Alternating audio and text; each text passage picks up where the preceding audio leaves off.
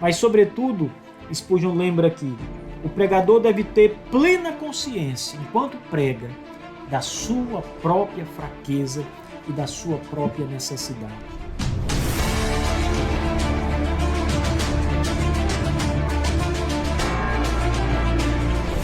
Deus, o Espírito Santo, é quem opera nos corações.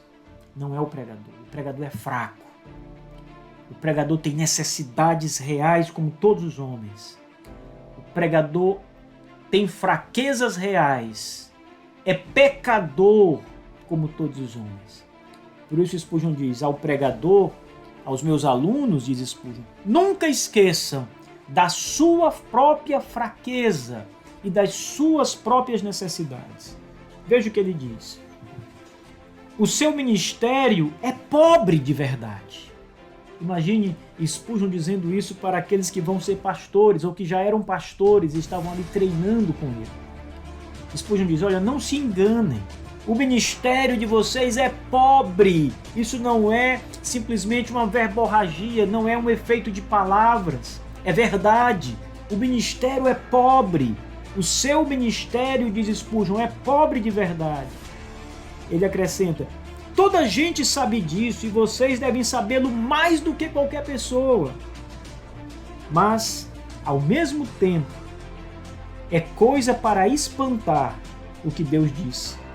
A minha palavra não voltará a mim vazia. Cumpra o que prometeu. A refeição, diz Spurgeon, irá perder o valor nutritivo porque o prato é barato? A graça divina haverá de ser sobrepujada por causa da nossa fraqueza? Não. Ele termina dizendo, não.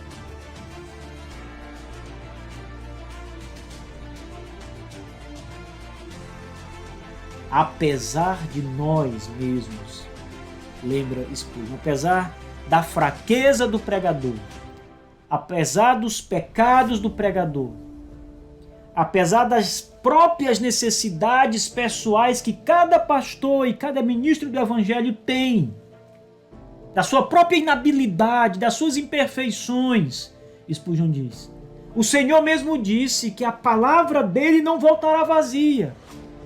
Então veja que ilustração mais poderosa ele faz aqui.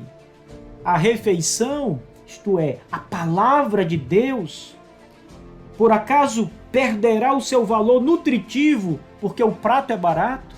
Porque o pregador é pecador?